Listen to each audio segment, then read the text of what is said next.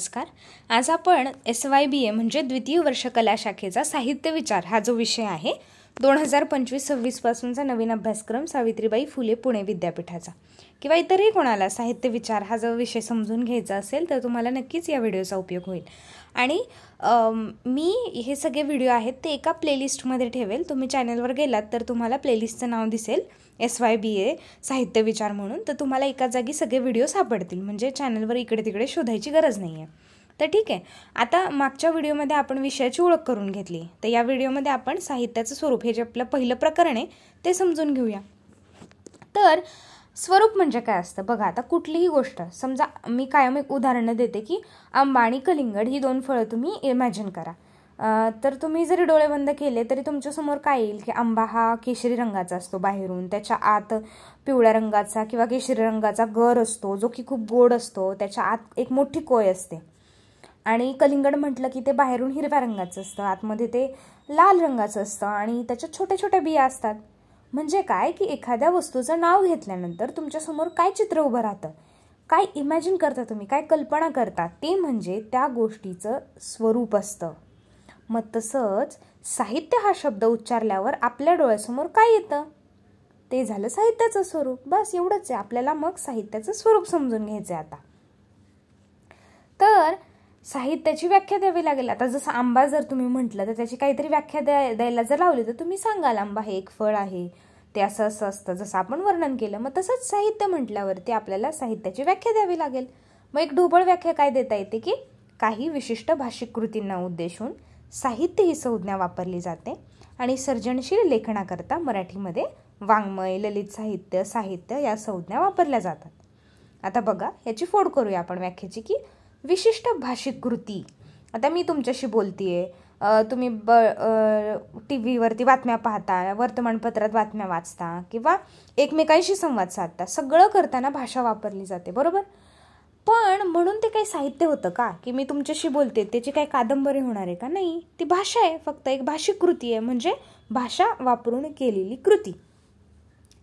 पण ज्यावेळेस ते सर्जनशील असतं, विशिष्ट प्रकारचं असतं, त्यावेळेस ती भाषिक कृती काय बनते? साहित्य बनते, ज्याला आपण वाङ्मय म्हणतो, ललित साहित्य म्हणतो किंवा साहित्य म्हणतो. आणि दुसरीकडे संस्कृतमध्ये काय करतात? काव्य ही संज्ञा वापरतात अशा लेखनाला, सर्जनशील अशा लेखनाला.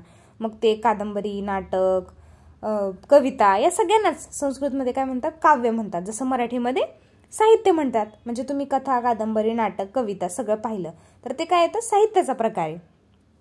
मग तसंच संस्कृतमध्ये साहित्य या शब्दाऐवजी काव्य ही संज्ञा वापरली आहे आणि जसं इंग्रजीमध्ये लिटरेचर ही संज्ञा वापरलेली आहे, बरोबर. मग आपल्याला आता व्याख्या समजून घ्यायच्यात साहित्याच्या वेगवेगळ्या, कारण त्याच्याशिवाय आपल्याला साहित्याचं स्वरूप समजणार नाही की साहित्य म्हणजे काय हे समजायला ह्या व्याख्या समजून घ्यायच्यात. पण मग आता याच्यात दोन परंपरा आहेत, संस्कृत आणि पाश्चात्य. तर प्रत्येक परंपरेबद्दल आपल्याला सविस्तर चर्चा करायची आहे, कारण त्यांनी वेगवेगळ्या व्याख्या दिल्यात. म्हणजे वक्रोक्ती, अलंकार, रीती, औचित्य, ध्वनी, रस ह्यासारखी तत्त्व वापरून संस्कृत परंपरेत व्याख्या दिल्या गेलेल्या आहेत. आणि पाश्चात्य परंपरेमध्ये अनुकृती, आविष्कार, रूप या सगळ्या तत्वांना प्राधान्य देऊन व्याख्या दिल्या. मग आता आपल्याला संस्कृत परंपरेपासून सुरुवात करायची. म्हणजे काय की भारतीय अभ्यासक जे होते, भारतात जे राहिलेले अभ्यासक होते फार वर्षापूर्वी, असं नाही की आत्ताच्याही काही साहित्यिक किंवा अभ्यासक व्याख्या द्यायचे प्रयत्न करतात, पण आपल्याला अभ्यासक्रमामध्ये संस्कृत परंपरा आहे. मग आपल्याला परीक्षेत प्रश्न येऊ शकतो की संस्कृत परंपरेमध्ये सांगितल्याप्रमाणे व्याख्या देऊन साहित्याचे स्वरूप स्पष्ट करा. मग तुम्हाला वेगवेगळ्या अभ्यासकांच्या, भामह असेल, दंडी असेल किंवा वामन असेल, हे सगळे जे अभ्यासक आहेत यांनी ज्या वेगवेगळ्या व्याख्या दिलेल्या आहेत वेगवेगळी तत्व वापरून, त्या व्याख्या तुम्हाला सांगता आल्या पाहिजेत. निदान परीक्षेमध्ये हा प्रश्न आल्यावर 2 ते 3 अभ्यासकांच्या व्याख्या तुम्हाला त्याच्या अर्थसहित लिहिता आल्या पाहिजेत. मग आपण त्या पाहूया आता. तर आधी काय बघा की काव्य ही संज्ञा ललित साहित्य या व्यापक अर्थाने वापरली जात होती संस्कृतमध्ये. म्हणजे कोणत्याही प्रकारच्या सर्जनशील लेखनाला संस्कृतामध्ये काव्य असं म्हणतात. आणि काव्य कोणत्या गोष्टीमुळे काव्य ठरतं हे सांगण्यासाठी अभ्यासकांनी वेगवेगळ्या तत्वांना प्राधान्य दिलं. त्यातलं एक तत्व म्हणजे अलंकार. तर वामन हे जे अभ्यासक आहेत ते आपल्याला काय व्याख्या देतात? काव्य ग्राह्य अलंकारात सौंदर्यम अलंकार. काव्य ग्राह्य अलंकारात सौंदर्यम अलंकार याचा अर्थ काय होतो मराठीमध्ये? सौंदर्य हाच काव्याचा अलंकार आहे, असं वामनाने आपल्याला सांगितलं. या अभ्यासकाने सांगितलं की काय, सौंदर्य हाच काव्याचा अलंकार आहे. म्हणजे काव्य हे सौंदर्याचा अलंकार चढवून काव्य बनतं. आता ही जी व्याख्या आहे ती पूर्ण होत नाही, कारण बघा कधी कधी एखाद्या काव्यामध्ये किंवा एखाद्या साहित्यामध्ये अलंकार नसतो, म्हणून काही ते साहित्य ठरत नाही का. तर हे काय एक वैशिष्ट्य झालं अलंकार, पण सगळ्या साहित्याचा अर्थ येत नाही, म्हणजे साहित्याचं मर्म उलगडत नाही. मग आपल्याला अजून व्याख्या बघाव्या लागतील. रीती हे जे तत्व आहे त्याला प्राधान्य देऊन वामनाने काय दुसरी व्याख्या दिली. ते काय म्हणतात की रीतिरात्मा काव्यस्य. रीतिरात्मा काव्यस्य म्हणजे काव्यामध्ये प्रसाद, माधुर्य, ओज इत्यादी जे वेगवेगळे गुण असतात, या गुणांनी युक्त अशी विशिष्ट पदरचना म्हणजे काव्य, असं ते सांगतात. माधुर्य म्हणजे गोडवा, ओज म्हणजे तेज, हे सगळे वेगवेगळे गुण आहेत आणि ते गुण असतील तरच साहित्य होतं, असं त्याचा अर्थ होतोय. पण तसं नाही आहे, कारण भावकवितेबाबतीत हे जरी वैशिष्ट्य खरी ठरत असली तरी प्रत्येकच साहित्य प्रकाराबाबत हे खरं ठरते असं नाही आहे. त्यामुळे रीती हे काव्याचं एक तत्व असू शकतं, एकमेव नाही. त्यानंतर वक्रोक्ती म्हणजे काय की वाकडं. आता एखादी गोष्ट सरळ सांगणं आणि ती वाकड्यात चिरून सांगणं किंवा उपरोधिकपणे सांगणं, ह्या जो काव्याचा गुण असतो साहित्याचा, त्याला वक्रोक्ती असं म्हणतात. मग भामह हे जे अभ्यासक आहेत ते आपल्याला वक्रोक्ती या तत्वाला प्राधान्य देऊन व्याख्या सांगतात. काय, वक्रोक्तीमुळेच सामान्य शब्दांचे काव्यात रूपांतर होते असं त्यांना वाटतं. वक्रोक्तीमुळे म्हणजे वेगळ्या प्रकारे सांगण्यामुळे, वाकड्या पद्धतीने सांगण्यामुळे, त्यामुळेच साहित्य बनतं. सामान्य जे शब्द असतात ते काव्यात रूपांतरित होतात. पण असं गरजेचं नाही आहे. जसं मी तुम्हाला म्हटलं की एखाद्या वृत्तपत्रात सुद्धा वाकड्या पद्धतीने किंवा उपरोधिकपणे किंवा टोमणा मारणं म्हणतो आपण, तशा गोष्टी सांगितलेल्या असतात सरळ न सांगता. म्हणून काही वृत्तपत्रातली बातमी लगेच साहित्य बनत नसते, बरोबर. मग अशी वेगवेगळी व्याख्या आहेत, तुम्हाला तर परीक्षेत हे लिहायच्या आहेत आपल्याला व्याख्या, ठीक आहे. आणि मग आपल्याला याच्यावरून काय कळतं की इतरही अभ्यासकांनी पण व्याख्या दिल्या वेगवेगळ्या, रस, औचित्य, ध्वनी वगैरे सगळे वापरून. मग हे सगळे जे तत्व जरी असली तरी त्यांनी एका तत्वाला प्राधान्य दिले. कुठलीच व्याख्या संस्कृत परंपरेमध्ये आपल्याला अशी दिसत नाही की जी पूर्ण साहित्याचा छान अशा शब्दात अर्थ सांगते. ते एका तत्वाला म्हणजे साहित्याच्या एका वैशिष्ट्याला महत्त्व देत आहेत. मग त्यामुळे काय की अतिव्याप्ती म्हणजे साहित्य सोडून इतरही गोष्टी त्यात येतील अशी व्याख्या देतात, किंवा अव्याप्ती म्हणजे अर्धवट, तोडकी मोडकी, तुटकी अशी व्याख्या देतात. त्यामुळे काय दोष आहेत ह्या व्याख्यांना, अतिव्याप्ती किंवा अव्याप्तीचे. आणि म्हणून आपल्याला अजून विचार करावा लागतो, संस्कृत परंपरेमधल्या सगळ्या व्याख्या पूर्ण नाही आहेत. पण ठीक आहे, मग आता आपण पाश्चात्य परंपरेमध्ये बघूया. पाश्चात्य परंपरेमध्ये काय आहे की आताही त्यांनी साहित्याची प्रकृती म्हणजे साहित्याचं स्वरूप सांगण्याचे वेगवेगळे प्रयत्न केले. आणि मग याच्यामध्ये भरपूर प्रयत्न झाले. मग त्याच्यामध्ये 3 भूमिका ज्या आहेत त्याच्यात त्यांचं विभाजन केलं त्यांनी, ठीक आहे. मग त्यातली पहिली काय भूमिका, अनुकृतीवादी. अनुकृती म्हणजे ज्यांनी अनुकृती तत्वाला प्राधान्य देऊन व्याख्या दिला त्या अभ्यासकांना अनुकृतीवादी असं म्हटलं जातं पाश्चात्य परंपरेमधल्या. तर मग कलाकृती ही जीवनाची सर्जक अनुकृती आहे असं ॲरिस्टॉटल म्हणतो. ॲरिस्टॉटल हा जो आहे या सिद्धांताचा जनक आहे, किंवा त्याने हा पहिल्यांदा अनुकृतीचा सिद्धांत साहित्याचं स्वरूप सांगताना वापरला होता. तर तो काय म्हणतो की कलाकृती म्हणजे साहित्यकृती ही जीवनाची सर्जक अनुकृती आहे. सर्जन करणं म्हणजे काहीतरी निर्माण करणं, अनुकृती म्हणजे नक्कल करणं, कॉपी करणं, इमिटेट करणं. मग ॲरिस्टॉटलच्या मते काय की बाबा साहित्य जे आहे ना ते शब्दाच्या माध्यमातून, म्हणजे जसं एखादा चित्रकार रंगांच्या माध्यमातून निसर्गाची अनुकृती करतो चित्र काढताना, तसं साहित्य हे काय करतात, शब्दाच्या माध्यमातून जीवनाची अनुकृती करतात. म्हणजे जीवनात घडणाऱ्या घटनांना ते आपल्या साहित्यामध्ये उतरवतात असं त्याचं म्हणणं आहे. पण आणि ही अनुकृती कुठल्या वस्तूची नसते, तर ती विश्वात्मकाची असते, विश्वात्मक अशा सत्वाची असते, मोठ्या अशा सत्वाची असते. आणि मग त्याच्यामध्ये हेच साहित्य की जे जीवनाची अनुकृती करतं. पण काही साहित्यकृतीमध्ये जीवन दर्शनाला काही महत्त्वच नसतं, त्याच्यामध्ये आविष्कार केला जातो, त्याच्यावर भर देत असतात. मग त्यामुळे ज्या साहित्यकृतींमध्ये जीवन चित्रणाला महत्त्व नाही त्या साहित्यकृती ॲरिस्टॉटलच्या दृष्टीने साहित्यच नाही ठरणार जर आपण ही व्याख्या खरी मांडली तर. मग त्यामुळे ही पण व्याख्या पूर्ण नाही आहे. अनुकृती हे साहित्याचं एक वैशिष्ट्य, एक तत्व असू शकतं, सत्व असू शकतं, पण पुरेसं नाही आहे ते व्याख्या सांगण्यासाठी. ठीक आहे. आता दुसरं गट आहे पाश्चात्य परंपरेतला, तो म्हणजे भावनाविष्कारवादी. म्हणजे भावनांना महत्त्व देणारे, भावनांचा आविष्कार असतो साहित्य म्हणजे असं सांगणारे. म्हणजे बघा वर्ड्सवर्थची व्याख्या आहे, सगळ्यांनी ऐकली असेल मला वाटतं. Poetry is the spontaneous overflow of powerful feelings. म्हणजे काय? काव्य हा भावनांचा उत्कट आविष्कार आहे. It takes its origin from emotion recollected in the tranquillity. म्हणजे काय की या भावना ज्या आहेत, म्हणजे बघा काव्य हा भावनांचा उत्कट आविष्कार आहे, परंतु या भावना तत्काळ निर्माण होणाऱ्या नसतात, तर त्या पुनरुज्जीवित स्वरूपाच्या असतात, पुन्हा निर्माण होणाऱ्या असतात. पण ही व्याख्यासुद्धा भावकवितेमध्ये जास्त लागू पडते, कारण भावनांचा उत्कट आणि तीव्र असा आविष्कार हा आपल्याला भावकवितेत जास्त दिसतो. कारण काही साहित्य प्रकारांमध्ये असा तीव्र आविष्कार नसतो, सरळ साध्या भाषेतही सांगितलेलं असतं. मग ही व्याख्यासुद्धा आपल्याला सगळं साहित्य सामावून घेणारी नाही. आता तिसरा प्रकार जो आहे याच्यामध्ये रूपवादी अभ्यासकांचा, तर ते काय सांगतात की बाबा कोणत्या तरी स्वरूपाच्या संदर्भात ते साहित्याचं स्वरूप स्पष्ट करू पाहतात. कलाकृती किंवा साहित्यकृती एक विशिष्ट स्वरूपाचे रूप असते आणि हे रूपच त्या साहित्याचे सर्वस्व असते असं ते म्हणतात. भावकवितेच्या बाबतीत अनेकार्थता, विरोधाभास, रूपतत्व ही प्रस्तुत ठरतात, पण ते इतर साहित्य प्रकारांमध्ये ठरत नाहीत. म्हणजे बघा प्रकारात्मकता, रूप, घाट, रचना, आकृतीबंध हे सगळ्या ज्या संज्ञा आहेत ना ह्यांना ते महत्त्व देतात. म्हणजे एखाद्या गोष्टीचं, एखाद्या साहित्यकृतीचं रूप कसं आहे ते रूप म्हणजेच ते साहित्य आहे असं ते सांगतात. म्हणजे साहित्याच्या प्रकारांना त्यांनी महत्त्व दिले, रूपाला महत्त्व दिले. पण ही पण व्याख्या अतिव्याप्त होते. त्यामुळे आपल्याला हे पण म्हणता येत नाही की रूपवाद्यांनी दिलेलीच व्याख्या परफेक्ट आहे. ठीक आहे.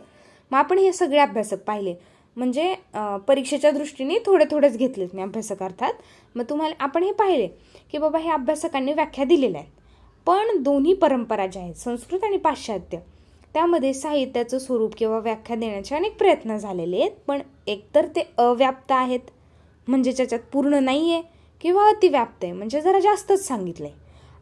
त्यामुळे आपल्याला साहित्याची एकच एक अशी व्याख्या या परंपरांमधून तर भेटली नाही. पण मग असा अर्थ नाही आहे की त्यांनी जो अभ्यास केला किंवा त्यांनी ज्या व्याख्या दिल्या त्याचा काहीच उपयोग नाही आहे. कारण यावरून आपल्याला साहित्याची वेगवेगळी वैशिष्ट्ये तर समजली की साहित्यात अलंकार असतो, साहित्यात रीती असते, साहित्यात जीवनाचा अनुकृती असते, भावनांचा आविष्कार असतो, अशी वेगवेगळी वैशिष्ट्ये समजली आपल्याला. ठीक आहे. त्यामुळे ह्या व्याख्यांचा अभ्यास करणं महत्त्वाचं असतं साहित्याच्या दृष्टीने. मग आता काय करायला लागेल आपल्याला? आता एकच एक व्याख्या तर भेटली नाही वेगवेगळ्या अभ्यासकांची. मग आता आपल्याला साहित्याचं वेगळेपण, त्याची वैशिष्ट्य समजून घ्यायची आहेत. कारण मग अशी जसं आपण आंबा आणि कलिंगडाचं उदाहरण घेतलं तर त्याची व्याख्या देताना काय केलं आपण? त्याची वैशिष्ट्य तर सांगितली, वेगळेपण तर सांगितलं, बरोबर. मग तसं साहित्याचं आपल्याला वेगळेपण सांगायचं की जे इतर भाषिक कृतींपेक्षा काय वेगळं असतं साहित्यामध्ये. बाबा भाषाच तर वापरलेली असते, पण ती का वेगळी असते, नक्की असतं काय? मग ते सांगितल्यावर आपल्याला साहित्याचं स्वरूप अजून चांगल्या प्रकारे समजेल. मग ते जसं मी म्हटलं की साहित्य ह्याची एकच एक व्याख्या देता येत नसली तरी त्याच्या स्वरूपाविषयीचे अन्य लेखन प्रकाराहून असलेल्या वेगळेपणाविषयीचे काही विशेष सांगता येतात. मग त्याच्यामध्ये एक पहिलं म्हणजे काय? आत्मनिष्ठा किंवा आत्मपरता. शास्त्रीय स्वरूपाचं लेखन जे असतं ते वस्तुनिष्ठ असतं. म्हणजे एखादा विज्ञानाचा प्रयोग लिहिताना तो पहिला आकडा, वापरलेली सामग्री, दुसरा आकडा, या सामग्रीमध्ये हे मिसळल्यानंतर हे होतं, वस्तुनिष्ठ स्वरूप आहे. तिथं तुम्हाला लिहिणारा लेखक कोण आहे, मुलगा आहे की मुलगी आहे, ग्रामीण आहे की शहरी आहे, हुशार आहे की हुशार नाही आहे, या सगळ्याचा काहीही संबंध नसतो. शास्त्रीय स्वरूपाचं लेखन करताना ते वस्तुनिष्ठ आहे, जे आहे समोर ते मांडणं. पण साहित्यात तसं नसतं ना. साहित्यामध्ये काय होतं की लेखक आहे, जो लिहिणारा आहे, त्याची व्यक्तिमत्व, त्याचा जीवनाचा दृष्टिकोन, या सगळ्या गोष्टींना महत्त्व असतं साहित्यामध्ये. आणि त्यामुळे साहित्यामध्ये काय दिसते आपल्याला, आत्मनिष्ठा, म्हणजे त्या लेखकाची अंतर्गत वैशिष्ट्य, त्याच्या निष्ठा, त्याची तत्व ही साहित्यात रिफ्लेक्ट होतात, परावर्तित होतात. आणि मग हे साहित्याचं शास्त्रीय साहित्यापेक्षाचं वेगळेपण आहे की ज्याच्यामध्ये भावना असतात. पण शास्त्रीय स्वरूपाच्या लेखनामध्ये, वैज्ञानिक स्वरूपाच्या लेखनामध्ये वस्तुनिष्ठता असते, तिथे भावनांना महत्त्व नसते. ठीक आहे. त्यानंतर दुसरं काय वेगळेपण आहे साहित्याचं, की भाषेचं स्वरूप वेगळं असतं. म्हणजे मी म्हटलं तसं की शास्त्रीय लेखनामध्ये तुम्ही मुद्देसूद एक एक गोष्टी सरळ आहेत तशा मांडता, पण ललित लेखनामध्ये काय असतं की भाषेचा विशिष्ट प्रकारचा वापर असतो, वैशिष्ट्यपूर्ण असा वापर असतो. वैज्ञानिक आणि शास्त्रीय भाषामध्ये निसंदिग्धता असते, तर्कसंगत असतं, लॉजिक असतं त्याच्यामध्ये. पण साहित्याच्या भाषेमध्ये गरजेचं नाही आहे तसं. बऱ्याच वेळा व्याकरणाच्या नियमांची तोडमोड केली जाते, बोलीभाषा वापरली जाते, कधीकधी संदिग्धता असते, अनेकार्थी असते, एका वाक्याचे 2 अर्थ निघत असतात. पण शास्त्रीय भाषेत तसं नसतं, ती सरळ रोखठोक असते, बरोबर, वस्तुनिष्ठ असते. तिसरं वैशिष्ट्य काय, कल्पितता, म्हणजे इमॅजिनेशन, कल्पनाशक्ती वापरून हे लिहिलेलं असतं साहित्य. बऱ्याच वेळा हे अनुभव आहेत ना ते अद्भुतरम्य, म्हणजे वेगळ्या जगातले असतात. आणि असं नाही आहे की प्रत्येक वेळे असतील, पण बऱ्याच वेळा कल्पनाशक्तीचा वापर केलेला असतो. आणि जरी एखादी वस्तुनिष्ठ किंवा एखादी खरोखर घडलेली घटना जरी सांगितली तरी त्याला पण काही काही गोष्टी कल्पनाशक्तीने लावल्या जातात. त्यामुळे काय असतं, हे साहित्य म्हणजे काय असतं की वास्तवातल्या घटनांची कल्पनेच्या साह्याने केलेली जुळणी. त्यामुळे साहित्याचे हे वेगळेपण आहे की वास्तवातल्या घटनांची कल्पनेच्या साह्याने केलेली जुळणी, जुळवाजुळव. ठीक आहे. इतर काय विशेष येतात, सेंद्रिय एकात्मता येईल, आशय येईल, आशय आणि अभिव्यक्तीतलं अद्वैत. द्वैत म्हणजे 2, अद्वैत म्हणजे 2 नसणं, म्हणजे काय होतं, एक असणं. मग अद्वैत काय असतं, एक असणं, द्वैत म्हणजे 2 असणं. तर आशय आणि अभिव्यक्ती म्हणजे कोणत्याही कादंबरी, नाटक, कवितेचा आशय आणि त्यातून ज्या गोष्टी व्यक्त होतात त्या सगळ्यांचं अद्वैत असतं, म्हणजे त्या एक असतात, एकरूप असतात. सेंद्रिय एकात्मता म्हटलं तर काय असतं की त्यांची जी जुळणी असते ना साहित्याची, ती अशी जिवंत वाटते आपल्याला, फ्लो असतो त्याच्यामध्ये, एक प्रवाह असतो. ज्यावेळेस आपण एखादी कविता किंवा कादंबरी वाचतो त्यावेळेस ती आपल्याला भावते, कारण ती जिवंत वाटते, कारण त्यात सेंद्रिय एकात्मता असते. त्यानंतर काय येतं की सौंदर्यपूर्ण रूप असतं इतर साहित्य प्रकारांपेक्षा. साहित्यामध्ये पात्र, प्रसंग, घटना हे सगळं असतं आणि यांना महत्त्व असतं. इथे शास्त्रीय साहित्यामध्ये किंवा इतर लेखनामध्ये पण पात्र, प्रसंग, घटना यांना इतकं महत्त्व नसतं. पण इथे मात्र साहित्यामध्ये, ललित साहित्यामध्ये ते सत्ता शास्त्रीय स्थान गाजवत असतात, म्हणजे त्यांना फार महत्त्व असतं, त्यांची सत्ता असते. कशाला, पात्र, प्रसंग, घटना, जीवन प्रसंग या सगळ्यांना. ठीक आहे. हे झाले विशेष. आता आपला हे जे साहित्याचं स्वरूप आहे ह्या प्रकरणातला दुसरा मुद्दा, साहित्यातील अनुभवाचे विशेष, म्हणजे साहित्यातून जे अनुभव येतात त्यांचे काय विशेष आहेत. ठीक आहे. तर बघा, आता साहित्याचे माध्यम काय असतात, शब्द असतात, बरोबर. जसं चित्रकलेचं माध्यम काय, कागद, त्याच्यावरती रंग हे माध्यम झालं. साहित्याचं काय, कागदावरती आपण काय लिहितो, शब्द लिहितो. मग त्यामुळे साहित्याचं माध्यम काय, शब्द आहे. मग हे माध्यम काय असतं, अर्थयुक्त असतं, आशययुक्त असतं. बघा, साहित्य हे शब्द, हे शब्दांना अर्थ असतो ना, आशय असतो. मग साहित्याचं हे अनुभव मांडण्याचं हे माध्यम आहे शब्द. साहित्यातील जीवन दर्शन, आशय हा विविध प्रकारच्या अनुभवातून व्यक्त होत असतो. त्यामुळे आशयाचं स्वरूप पाहणं म्हणजे अनुभवाचं स्वरूप पाहणं. कोणत्या प्रकारचा अनुभव त्या साहित्यातून व्यक्त झाला आहे. माध्यम तर शब्द आहेत, पण अनुभव वेगळा आहे. तो काय असतो, तर बघा, पहिलं काय की वास्तव आणि कल्पित यांचा संबंध. म्हणजे साहित्यातून जो अनुभव व्यक्त होत असतो, आशय व्यक्त असतो, त्याच्यात काय असतं की वास्तव आणि कल्पना यांचा संबंध. मग तो कसा असतो, म्हणजे बघा, तुम्हाला परीक्षेमध्ये विचारू शकतात की साहित्याच्या अनुभवाचे विशेष सांगून वास्तव आणि कल्पित यांचा सहसंबंध स्पष्ट करा. तुम्हाला अभ्यासक्रमामध्ये हे स्पष्ट मुद्दे दिलेत, त्यामुळे आपण मागच्या व्हिडिओमध्ये जो अभ्यासक्रम आहे तो एकदम व्यवस्थित समजून घेतला. म्हणजे हे सगळे जे विशेष दिलेत ना इथे, सूचकता, वैचारिकता, संवेदनशीलता, संवेदनात्मकता, हे वास्तव आणि कल्पित यांचा संबंध, हे सगळे जे मुद्दे आहेत तुमच्या अभ्यासक्रमात आहेत आणि डिरेक्टली त्यातून आहे तसे शब्द उचलून प्रश्न तयार होतात. त्यामुळे ह्या संकल्पना तुमच्या स्पष्ट असायला पाहिजेत. तर बघा, साहित्याचे अनुभवाचे विशेष हा मुद्दा बघतोय. मग त्यातलं वास्तव आणि कल्पित यांचा संबंध बघायचा आपल्याला. तर काही वेळा लेखनातील अनुभव पूर्णपणे अद्भुतरम्य विश्वातील असतात. अद्भुतरम्य म्हणजे काय की आश्चर्य वाटण्यासारखं, अद्भुत असं, आपल्या रोजच्या जीवनापेक्षा फार वेगळं असं असतं. काही वेळा म्हटल्या, पण त्यांनी काही वेळा लेखनातील अनुभव हे पूर्णपणे अद्भुतरम्य विश्वातील असतात, कल्पित असतात.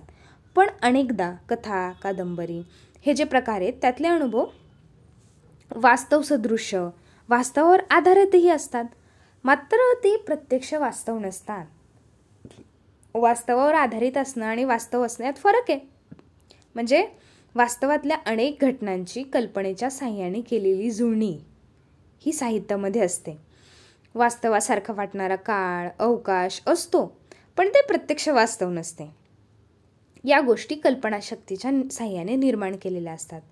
एका अर्थाने साहित्यकृतीतील विश्व हे स्वतंत्र, स्वयंपूर्ण असते, कारण त्या पलीकडील विश्वास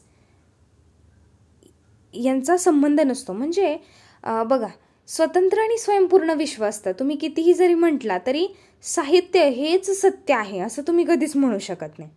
बहुतांश साहित्य हे कल्पित असतं, परंतु सगळंच साहित्य कल्पित नसतं. म्हणजे उदाहरणार्थ, इतिहासावर एखादी आधारित जर साहित्यकृती असेल, की समजा एखादं नाटक असेल की ज्याच्यामध्ये आपल्याला शिवकालीन वर्णनं आहेत किंवा पेशवेकालीन वर्णनं आहेत, तर त्यातला जो इतिहास आहे, जो घटनाक्रम आहे, तो बरोबर असेल, तो वास्तवातलाच आधारित असेल. पण जेव्हा ती पात्र मनातल्या मनात काहीतरी बोलत असतात, आपण बघतो, तुम्ही चित्रपटामध्ये पाहिलं असेल किंवा कादंबरीमध्ये वाचलं असेल ना, की एखादं पात्र जे आहे ते स्वतःशी बोलतंय, तर त्या काळात कोणी जाऊ शकत नाही ना की खरंच ते मनात काय विचार करत होते. मग ते काय असतं, तो लेखक तिथं त्याचं स्वातंत्र्य वापरत असतो आणि तो कल्पनाशक्ती वापरत असतो की अमुक घटनाप्रसंगावेळी बाजीराव पेशवे काय विचार करत असतील, शिवाजी महाराज काय विचार करत असतील मनातल्या मनात. मग त्यावेळेस काय असतं, ते पात्रांचं मनोविश्व आहे, ते कल्पनाशक्तीनेच रंगवावं लागतं तुम्हाला. तुम्ही कोणाच्या मनात काय हे जाणून नाही घेऊ शकत ना. मग म्हणून असं म्हटलं की जरी बहुतांशी साहित्य हे कल्पित असतं आणि जरी त्याच्यात काही वास्तव असलं तरी पूर्णपणे वास्तव नसतं. कल्पनाशक्ती येतेच त्याच्यामध्ये कुठल्या ना कुठल्या प्रकारे. ठीक आहे. आता दुसरा अनुभवाचा काय विशेष, साहित्यातल्या आशयाचा किंवा अनुभवाचा विषय संवेदनात्मकता असते साहित्यामध्ये कुठल्याही. बघा, रस, रूप, गंध, नाद या सगळ्या संवेदना ज्या आहेत ना, त्यांनी मिळून रसिकाच्या चित्तापर्यंत, मनापर्यंत साहित्यातला अनुभव पोहोचत असतो. कवी लेखकाची संवेदन क्षमता त्याच्यासाठी तरल, तीव्र अशी असावी लागते. तो स्वतः संवेदनशील असावा लागतो, तेव्हा कुठे तो संवेदनशील असं साहित्य लिहू शकतो. श्रेष्ठ साहित्यकृतींमधून आपल्याला त्याचा अतिशय चांगल्या प्रकारे उत्कट असा प्रत्यय येतो की एखादा लेखक, कवी कसा संवेदनशील आहे. म्हणजे बघा, उदाहरण घेतलं तर नारायण सुर्वे जे आहेत, त्यांचा कविता संग्रह, त्यांच्या कविता तुम्ही वाचल्या असतील, तर त्यातून तुम्हाला कळेल की ते अतिशय संवेदनशील अशा पद्धतीनं कामगार जीवनाचं वर्णन करतात. ते मुंबईच्या गिरणी कामगारांच्या वस्तीमध्ये राहायचे. त्यांनी स्वतः तिथं काम केलेलं आहे काही काळ. मग त्यामुळे तिथले अनुभव त्यांनी अनुभवलेत. संवेदनशील अशा पद्धतीने त्यांनी ते सगळं अनुभवले. मग ते सांगताना पण ते तितक्याच संवेदनात्मक रीतीने सांगतात. भणंग अशी माणसं, त्यांचं जीवन, त्यातले संवाद, हे सगळं ते साहित्यात खूप चांगल्या प्रकारे मांडतात आणि तेव्हाच ते साहित्य चांगल्या प्रकारचं होतं. त्यामुळे संवेदनात्मकता हा एक आशयातला, अनुभवातला फार महत्त्वाचा विषय. व त्यांची एक जी कविता आहे त्याचं उदाहरण आपल्याला देता येईल, कारण परीक्षेमध्ये विचारू शकतात संवेदनात्मकता हा विषय स्पष्ट करा. मग नारायण सुर्वेंचंच आपण उदाहरण बघतोय ना इथे. तर मग त्याच्यामध्ये काय की शिगवाला ही जी त्यांची कविता आहे, एक मुस्लिम चाचा असतो की दंगल झालेली असते, तेव्हा काशीबाई नावाच्या एका बाईला वाचवताना त्याचा स्वतःचा पाय गमावून बसलेला असतो तो. मग ती कविता अशी आहे की तो चाचा कवीला आपला अनुभव सांगतोय तेव्हा म्हणतो की, तो बेटे आता आदमी झाला सस्ता, बकरा महाग झाला. तो बेटे आता आदमी झाला सस्ता, बकरा महाग झाला. जिंदगीमध्ये पोरा पुरा अंधेर झाला. आणि शब्दाला जगवेल असा कोण आहे दिलवाला, सबको पैसेने खाडाला. असं तो मुस्लिम चाचा त्याला सांगतोय. म्हणजे इथं माणुसकी राहिलेली नाहीये, माणसापेक्षा बकरा महाग आहे इथं, असं ते सांगतायत. मग ते जे दुःख आहे, ती जी संवेदना आहे, त्या चाच्याचं जे दुःख आहे ते व्यक्त करण्याचं सामर्थ्य आहे नारायण सुर्वेंमध्ये. त्यामुळे ते चांगले कवी ठरतात. आणि त्यांची कविता यामुळे चांगली ठरते कारण संवेदनात्मकता हा जो अनुभवाचा विशेष आहे तो त्यातून दिसतो आपल्याला. मग कवी अत्यंत संवेदनशीलपणे अनुभव मांडत असतात. मग त्यामुळे साहित्यातील संवेदनात्मकता हा अनुभवाचा फार महत्त्वाचा विशेष ठरतो. त्यानंतर भावनात्मकता.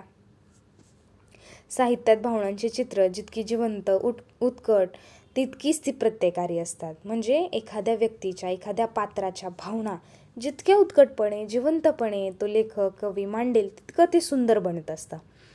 साहित्यिक आपल्या जीवनानुभवांना भावनात्मकतेची जोड देतो आणि त्याचा साहित्यातून आविष्कार करतो. आपल्या अनुभवांच्या आधारे जीवनाच्या सत्याचा वेध घेत असतो आणि तो भावनिक पातळीवरून घेत असतो. मग त्याला आलेली अनुभव, त्याची सुखदुःख, घटनाप्रसंग, या सगळ्या भेटलेल्या व्यक्ती, स्वभाव, राग, लोभ अशा वेगवेगळ्या भावना, वृत्ती, प्रवृत्ती, या जीवन संघर्ष, ह्या सगळ्या गोष्टी भावनात्मकरित्या तो साहित्यिक आपल्या आशयातून, आपल्या साहित्यकृतीतून मांडत असतो. आणि हे जे अवतरतं ज्यावेळेस असं सौंदर्य रूप घेऊन, त्यावेळेस ते आस्वाद्य असते. म्हणजे वाचण्यासारखं असतं. म्हणजे नटसम्राट सारखी नाटकं रसिकांना, प्रेक्षकांना शोकाकुल का बनवतात? कारण त्याच्यात ती भावनात्मकता आहे. माणसाच्या ज्या वेगवेगळ्या भावना आहेत त्या त्याच्यामधून आलेल्या असतात. क्रांतीचा जय जयकार सारखी कविता जर वाचली तर आज सुद्धा आपल्याला देशभक्तीची जी भावना आहे ती जागून उठते. उत्कट अशी इच्छाशक्ती निर्माण होते देशासाठी काहीतरी करण्याची. का? कारण हे जे ललित साहित्य आहे ह्यातील फार महत्त्वाचा भाग आहे म्हणजे ही भावनात्मकता. ठीक आहे. मग हा जो विशेष आहे अनुभवाचा, साहित्यातील अनुभवाचा विशेष जो आहे भावनात्मकता, याच्याबद्दल डॉक्टर लीला गोविलकर काय सांगतात की, साहित्यिकाच्या साहित्यातील भावनाविष्कार वाचकांना आपल्याबरोबर त्या विश्वात घेऊन जात असतो. म्हणजे लेखकाने निर्माण केलेल्या विश्वात लेखकाच्या मनाने घेतलेला जीवनानुभव साहित्यातून आविष्कृत होत असतो. पण या चित्रणात केवळ घटना किंवा व्यक्तिरेखा यांच्या वर्णनावर लेखकाचा भर नसतो, तर त्याच्या मागे असलेल्या मानवी मनातील भावभावनांचे तांडव, लाघव, संमिश्रण, सखोलता, व्यापकता यांच्या चित्रणाकडे त्याचे लक्ष वेधलेले असते. वास्तव जगामध्ये पुष्कळदा या भावनांचे केवळ परिणाम जाणवतात, पण ते परिणाम घडवून आणणाऱ्या भावनांचे चढ उतार किंवा आरोह अवरोह लेखकाच्या जाणीवेत असतात आणि त्याच्या साहित्यकृतीतून ते व्यक्त होत असतात. म्हणूनच घटनाप्रसंग, व्यक्तिरेखा यांच्यापेक्षा मनोविश्वातील रंगतरंग साहित्याला वेगळेपणा देत असतात. अशा प्रकारे लीला गोविलकर आपल्याला भावनात्मकता या विशेषाबद्दल सांगतात की, कोणत्याही साहित्यकृतीतून ज्यावेळेस त्या व्यक्तिरेखा आपल्या मनोविश्वातले रंगतरंग सांगतात ना, ते साहित्य बनतं. तो साहित्याच्या आशयाचा, अनुभवाचा एक विशेष असतो, वेगळेपणा असतो. ठीक आहे. मग हा एक विशेष झाला. आता पुढचा काय विशेष आहे? वैचारिकता. बघा, माणूस हा विचार करणारा प्राणी आहे, बरोबर. आपण प्रत्येक गोष्टीत विचार करत असतो. विचारांना अनन्यसाधारण असं महत्त्व आहे. बुद्धीचा संबंध विचारांशी असतो आणि त्याच्या आधारे माणूस जीवनाचे आडाखे बांधत असतो. त्याची कृती, उक्ती तशीच ठरत असते. जीवन काय आहे, कसं असावं या प्रश्नांचा शोध घेण्याचा खटाटोप आपण सगळेच करत असतो. पण अधिक गांभीर्यानं, संवेदनशील वृत्तीनं कवी किंवा कलावंत करत असतात याचा विचार की जीवन काय आहे, ते कसं असायला पाहिजे. या सगळ्याचा विचार सामान्य माणसापेक्षा अधिक गांभीर्यानं हे लेखक, कवी, कलावंत करत असतात. त्या चिंतनातून त्याला जाणवणारा महत् अर्थ किंवा त्याविषयीचा अनुभव तो साहित्यकृतीतून मूर्त करत असतात. म्हणजे ते जे चिंतन करतात विचार करतात. यातून त्यांना जे गवसतं ते आपला अनुभव, तो अनुभव साहित्यकृतीमध्ये मांडतात, लिहितात, त्यांना मूर्त रूप देतात. साहित्यिकांच्या जीवनानुभवांना विशिष्ट विचारांचं अधिष्ठान असतं आणि हे विचारच कित्येकदा कलात्मक रूप धारण करून येतात, साहित्यातून व्यक्त होतात. ललित साहित्यातून प्रकट होणारे वैचारिक अनुभव, भावना, कल्पना, संवेदना यासह एकसमावय छेदे करून म्हणजे एकरूपपणे साकार होत असतं. ते निखळपणे वेगळं काढून दाखवता येईल असं नाही. म्हणजे तुम्ही वैचारिकता कुठल्याही गोष्टीतून, कुठल्याही साहित्यातून पूर्णपणे वेगळी काढू शकत नाहीत, कारण तुमचे विचार हे भावना संमिश्रितच असतात. मग इतर विशेषांसोबत ही वैचारिकता आपोआप येत असते साहित्यातून, आशयातून, अनुभवातून. ठीक आहे. मग याचं उदाहरण काय देता येतं आपल्याला, की केशवसुतांची जी नवा शिपाई ही कविता होती, त्या कवितेमध्ये समाजातली जी जाती व्यवस्था आहे, अनिष्ट रूढी आहेत, परंपरा आहेत, त्या सगळ्यांना नाकारून या जगामध्ये शांतीचे साम्राज्य स्थापन करण्याचा विचार मांडलाय. बघा, ब्राह्मण नाही, हिंदू नाही, नमी एक पंथाचा, शांतीचे साम्राज्य स्थापू बघत काळ जो आहे, प्रेषित त्याचा नव्या दमाचा शूर शिपाई आहे.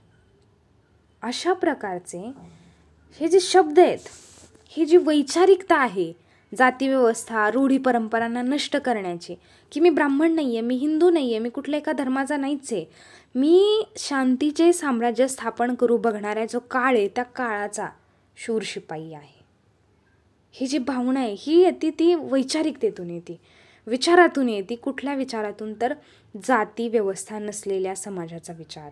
मग अशा प्रकारे वेगवेगळे साहित्यिक, कलावंत विचार करतात आणि समाजाच्या हितासाठी ते विचार मांडतात, जीवनाच्या उन्नतीसाठी ते विचार मांडत असतात.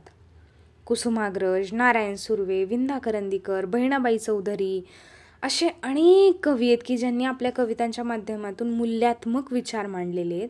कल्पनाशक्तीच्या माध्यमातून कथा, कादंबरी, नाटक, आत्मकथन असे वेगवेगळे साहित्य प्रकार आहेत. त्यातून त्यांनी अतिशय कौशल्यपूर्ण प्रकारे आपली मांडणी केलेली आहे. त्यामुळे वैचारिकता हा फार महत्त्वाचा विशेष ठरतो. त्यानंतर साहित्याच्या अनुभवाचा पुढचा विशेष म्हणजे सूचकता.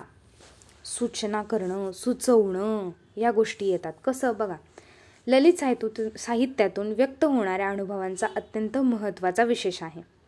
ललितेतर म्हणजे ललित साहित्य वगळता इतर साहित्यातून सूचकता मुळीच नसते. बघा आता का म्हणतात, की कारण साहित्यिक आपल्या अनुभवातून बरेच काही सुचवू पाहत असतो.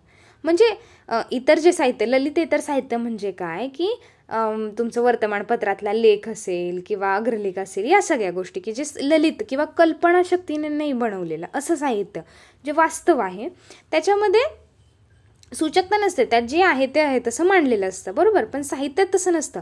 आपल्या अनुभवातून लेखक, कवी, कलावंत काहीतरी सुचवू पाहत असतात. पौर्वात्य काव्यशास्त्रज्ञ कुंतक याने वक्रोक्ती हे काव्याचे लक्षण सांगितले. बघा, त्याच्या मते काव्यात सर्वत्र वक्रोक्तीचे अधिराज्य असते. येथे वक्रोक्ती म्हणजे सूचितार्थच होय. म्हणजे आनंदवर्धन सुद्धा ध्वन्नार्थाला म्हणजे सूचितार्थाला सूचितार्थ प्रतीयमान अर्थ म्हणजे सूचितार्थ प्रतीयमान अर्थ म्हणजे सूचना करणं किंवा सुचवणं, सूचकता हा जो आहे तो काव्याचा विशेष आहे असं ते सांगतात. की साहित्यकृतीतून अनेक संदर्भाचे सूचन होत असते. त्यामुळे त्यातून व्यक्त होणाऱ्या अनुभवांना कलात्मक सौंदर्य प्राप्त होत असते. साहित्यकृतीतील सूचकतेची उदाहरणे पाहता येतात आपल्याला, की म्हणजे उदाहरणार्थ बालकवींची औदुंबर ही कविता सगळ्यांना माहीत असेल, की ज्याची शेवटची ओळ काय आहे, की पाय टाकुनी जळात बसला असला औदुंबर. पाय टाकुनी जळात बसला असला औदुंबर. मग हा असला जो शब्द आहे, की कसला असावा हा औदुंबर, बरोबर. मग हे सूचना देते. मग ते काय आहे, की ते तुम्ही रसिकांनी विचार करा. म्हणजे अनेक प्रश्न निर्माण होतात. लेखकाने, कवीने काय सूचना केली असावी आपल्याला हा प्रश्न पडतो ना, बरोबर. मग कवीने अनुभवलेला हा औदुंबर नेमका कसला आहे, कोण आहे, कसा आहे, कशाचं प्रतीक आहे, याचे वेगवेगळे तर्क आपण लावत असतो. मग साहित्यकृतींच्या शीर्षकांवरूनही तसं होत असतं, की हा जो संदर्भ निर्माण करणारा अनुभवांचा विशेष असतो ना, तो म्हणजे सूचकता असते. हे जे प्रश्न पडतात, आपल्याला विचार करायला भाग पाडलं जातं, ही सूचकता असते. काहीतरी सुचवलं जात असतं.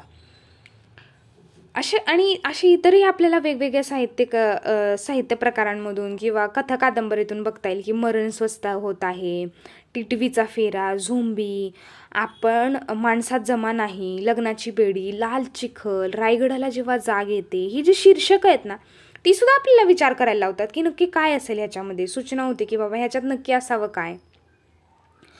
जिथे गवतास भाले फुटतात, वारणेचा वाघ, अशी वेगवेगळी नावं आहेत की जे आपल्याला वेगवेगळे सूचकता व्यक्त होत असते अशा शीर्षकांमधून. मग त्यामुळे काय होतं की सामान्य माणूस एका मुखाने बोलत असतो, तर कवी साहित्यिक 1000 मुखांनी बोलत असतो, वेगवेगळ्या सूचना देत असतो, त्या आपण ठरवायच्या असतात वाचताना. म्हणून काय की साहित्य हे सूचक असते, आणि सूचक असते तेच साहित्य असते असंही कधी कधी म्हणता येतं आपल्याला.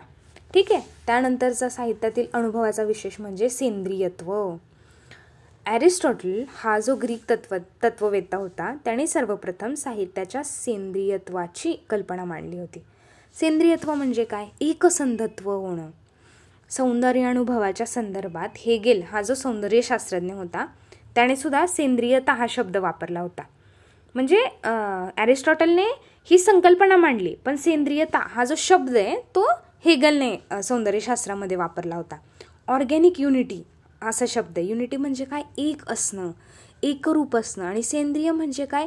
ऑर्गॅनिक म्हणजे नैसर्गिकरित्या सहज वाटण्यासारखं, की एखादी गोष्ट कशी एक आहे आपल्याला ते कळतच नाही, एवढी तर साहित्यकृती एकरूप असते. म्हणजे एखादी कथा वाचताना आपण त्या विश्वात कसं जातो, आणि एका घटनेमागून एक घटना घडत असते आणि आपल्याला कधीच जाणवत नाही की यात काही तुटकपणा आहे. ती सेंद्रियता असते. आणि सुव्यवस्थित संघटना केलेली असते, म्हणजे घटना व्यवस्थितपणे मांडलेल्या असतात, अशा प्रकारे मांडलेल्या असतात की त्या वाचताना आपल्याला तुटकपणा जाणवू नये. एकजिन्सीपणा असतो. जसं मानवाचं शरीर आहे, त्याचे वेगवेगळे अवयव आहेत, हात, पाय, बोट, नाक, तोंड, हे सगळं आहे, पण तरी शेवटी तो एकत्र बनलो तो माणूस, आणि तेव्हा बघताना आपल्याला काही तुटकपणा जाणवत नाही ना. तसंच साहित्यकृतीचं असतं, ती एकत्र जाणवते आपल्याला. भावना, विचार, आशय, संवेदना या सगळ्या घटकांनी वेगवेगळी बनलेली सुव्यवस्थित अशी संघटना असते. याला साहित्याचं सेंद्रियत्व म्हटलं जातं. डॉक्टर लीला गोविलकर या संकल्पनेबद्दल काय सांगतात की त्या वेगवेगळ्या कवितांची उदाहरणं देतात की एखाद्या कवितेच्या रचनेमध्ये जर आपण बदल केला किंवा कडवी वर खाली केली ना, तरी त्याचा अर्थ बदलू शकतो. त्यामुळे ते जे ओरिजिनली एकत्र मांडलेलं असतं ना, तेव्हा त्याच्यात सेंद्रिय एकात्मता असते. ठीक आहे. त्यामुळे तो अतिशय महत्त्वाचा असा विशेष आहे, कारण जर एकसंधता नसेल तर ते साहित्यच ठरणार नाही. त्यानंतरचा विशेष म्हणजे विशिष्टता. आता बघा, प्रत्येक साहित्यकृती स्वतंत्र आणि विशिष्ट असते, कारण प्रत्येक साहित्यिकाची अनुभव घेण्याची, साहित्यातून ते मांडण्याची पद्धती, शैली भिन्न भिन्न असते. उदाहरणार्थ मदरबोर्ड माझ्या संगणकाचा ही अरुण काळे यांची कविता डॉक्टर बाबासाहेब आंबेडकरांना उद्देशून आहे. बघा, तू मदरबोर्ड माझ्या संगणकाचा ही अरुण काळे यांची कविता डॉक्टर बाबासाहेब आंबेडकरांना उद्देशून आहे. तर कवी जे आहेत अजय कांडर यांची युगानयुगे तूच ही दीर्घ कविता सुद्धा बाबासाहेबांच्याच कार्यकर्तृत्वाचा वेध घेणारी आहे. दोन्ही कवींचा विषय एकच आहे, पण अनुभव विशिष्ट स्वरूपात व्यक्त झालाय. म्हणजे बघा, परत एकदा उदाहरण ऐकल्यावर तुम्हाला कळेल. अरुण काळे काय म्हणतात की तू मदरबोर्ड माझ्या संगणकाचा, म्हणजे अतिशय महत्त्वाचा असा भाग आहे. आणि अजय कांडर काय म्हणतात, युगानयुगे तूच, म्हणजे तू फार महत्त्वाचा आहे, फार युगांपासून प्रत्येक युगात तू महत्त्वाचा आहे. म्हणजे दोन्ही कविता किंवा दोन्ही जे वाक्य आहेत, कवितेच्या ओळी आहेत, त्या बाबासाहेबांनाच आदराने सर्वस्व मानतायत, पण पद्धत वेगळी सांगण्याची. म्हणजे काही विशिष्टता आली इथे. व्यक्ती तितक्या प्रकृती आपण असं म्हणतो, तसंच साहित्यिक तिकडे जितके साहित्यिक तशा साहित्यकृती, तिच्यासारखी तीच असते एखादी साहित्यकृती. मग तिचा बीज, आशय, अभिव्यक्ती ह्या सगळ्या ज्या पद्धती आहेत त्या साहित्यिकानुसार वेगवेगळ्या असतात. ललित साहित्यामध्ये सतत नवता, नाविन्य हे येतं, ते याच वैशिष्ट्यामुळे येतं की विशिष्टता असते. त्यानंतरचा विशेष काय? विश्वात्मकता. साहित्य निर्मिती करण्यापूर्वी साहित्यिकाचे अनुभव त्याचे वैयक्तिक असतात.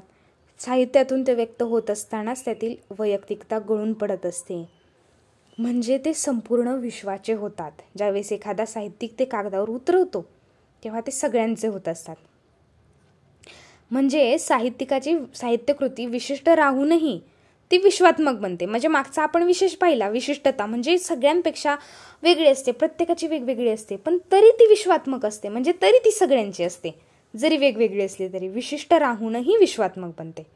डॉक्टर उदय जाधव उदाहरण स्पष्ट करतात. ते सांगतात, विठू माझा लेकूरवाळा, संगी लेकुरांचा मळा, निवृत्ती हा खांद्यावरी, सोपानाचा हात धरी, पुढे चाले ज्ञानेश्वर, मागे मुक्ताई सुंदर, गोरा कुंभार मांडियेवरी, चोखा जीवा बरोबरी, बंका कडीयेवरी, नामा करंगुळी घरी, जनी म्हणे गोपाळा, करी भक्तांचा सोहळा. हे उदाहरण देतात उदय जाधव आणि सांगतात की विठ्ठलाचे प्रत्येकारी चित्र या रचनेतून साकार झालेले आहे. हा खास जनाबाईचा अनुभव आहे. तो तिचा राहूनही सर्व वाचक श्रोत्यांचा बनून गेलाय. म्हणजे आता वाचतानाही आपल्याला असं वाटलं की हो, हे खरंच आहे, हे आपण पण अनुभवले. तो अनुभव खरं तर पहिल्यांदा जनाबाईंनी घेतला, तो त्यांचा वैयक्तिक अनुभव होता, पण त्यावेळेस त्यांनी ते लिहिलं, आपण वाचलं, त्यावेळेस ते आपल्याला वाटायला लागलं, आपलं वाटलं. म्हणजे काय झालं, ती विश्वात्मकता झाली. विशिष्टता असूनही विश्वात्मकता झाली. म्हणजे ललित साहित्यातून व्यक्त होणारे अनुभव विशिष्ट आणि विश्वात्मक असतात. शास्त्रीय प्रयोगानुभव साऱ्या जगाचे होतात, त्यांच्यावर निर्मात्यांचे ठसे नसतात, पण ललित साहित्यात मात्र हेच अनुभव विशिष्ट असतात आणि विश्वात्मकही असतात. बरोबर. अशा प्रकारे आपण साहित्याची वेगवेगळी वैशिष्ट्य पाहिली आणि ही वैशिष्ट्य आपण अजूनही काही वैशिष्ट्य तुम्हाला सांगता येऊ शकतात, पण आपण काय केलं की आपल्या अभ्यासक्रमामध्ये जे आहेत, तुम्हाला सरळ मी अभ्यासक्रम जो सांगितला होता मागच्या व्हिडिओमध्ये, त्याच्यानुसार ही सगळी होती, एक तुम्हाला दिलेलं आहे बघा इथे. साहित्याचं स्वरूप, संकल्पना, भारतीय आणि पाश्चात्यांच्या व्याख्या, साहित्यातील अनुभवाचे विशेष, मग त्यात काय येतं, वास्तव आणि कल्पित यांचा संबंध, संवेदनात्मकता, भावनात्मकता, वैचारिकता, सेंद्रियत्व, सूचकता, विशिष्टता आणि विश्वात्मकता. तर मी तुम्हाला इथं प्रत्येक शब्दाचं व्यवस्थित असं विश्लेषण दिलेलं आहे. मग परीक्षेमध्ये कुठल्याही शब्दावरती त्याला मुख्य मानून प्रश्न आला तरी तुम्हाला सांगता आलं पाहिजे की विशिष्टता म्हणजे काय, विश्वात्मकता म्हणजे काय. या गोष्टी तुम्ही द्वितीय वर्ष कला शाखेमध्ये आहात तर उदाहरणासह सांगणं हे अतिशय अपेक्षित आहे. जरी तुम्हाला या स्लाईडमध्ये दिलेले किंवा मी सांगितलेले उदाहरणं द्यावेत असं काही नाही आहे. तुम्ही वाचताना तुम्ही स्वतःही वेगवेगळे साहित्यकृती वाचत असाल, त्यातले तुम्ही उदाहरण देऊ शकता. म्हणजे मी नारायण सुर्वेंचं उदाहरण दिलं संवेदनात्मकता सांगताना, तर तुम्ही नामदेव सरांचं देऊ शकता, तुम्ही ग्रेस यांचं देऊ शकता, कुठलीही उदाहरणं देऊ शकता तुम्ही वाचलेली, पण ती बरोबर ठिकाणी द्यायची. म्हणजे विश्वात्मकता सांगताना, संवेदनात्मकता सांगताना शब्द त्याचा अर्थ समजून घेऊन मग तुम्ही उदाहरण द्या. कारण पेपरमध्ये परीक्षेमध्ये तुम्हाला विचारू शकतात की बाबा साहित्यातील अनुभवांचे विशेष सांगून वास्तव आणि कल्पित यांचा सहसंबंध अधिक विश्लेषणात्मक पद्धतीने व्यक्त करा किंवा सांगा, किंवा साहित्याची संकल्पना आणि स्वरूप भारतीय अभ्यासकांच्या व्याख्या वापरून सांगा, किंवा दुसरा प्रश्न असू शकतो की पाश्चात्यांच्या व्याख्या वापरून सांगा. मग तुम्हाला ते सांगायचंच आहे. आणि ह्याच्यामध्ये मी जसं सांगितलं की सगळ्या व्याख्या पूर्ण नाही आहेत, मग त्यामुळे तेही तुम्हाला सांगायचे की यातून जरी साहित्याचे सगळे विशेष कळत नसले तरी यांचा उपयोग होतो, कारण आपल्याला साहित्याचं स्वरूप समजून घेताना यांचा आधार घ्यावा लागतो. अशा प्रकारे मी जसं छान तुम्हाला समजवले अगदी तसंच तुम्हाला लिहायचं आहे परीक्षेमध्ये. आणि आंबा आणि कलिंगड हे उदाहरण लिहू नका, ते मी तुम्हाला समजावं छान प्रकारे म्हणून सांगितलेलं आहे. बाकी ह्याच्या स्लाईडमध्ये दिलेल्या गोष्टी आहेत त्या तुम्ही छान प्रकारे सांगू शकता परीक्षेमध्ये. ठीक आहे. तर मी आशा करते की तुम्हाला समजलं असेल, आणि काही जरी शंका असतील तरी नक्की कमेंट करा. काही प्रश्न असतील तरी तुम्ही नक्की सांगा. आपण पुढील व्हिडिओमध्ये पुढील प्रकरणावरती चर्चा करूया. जर तुम्ही इथपर्यंत व्हिडिओ ऐकला असेल तर तुमचे मनापासून धन्यवाद, आणि पुढील व्हिडिओमध्ये आपण उरलेली चर्चा करूया. धन्यवाद.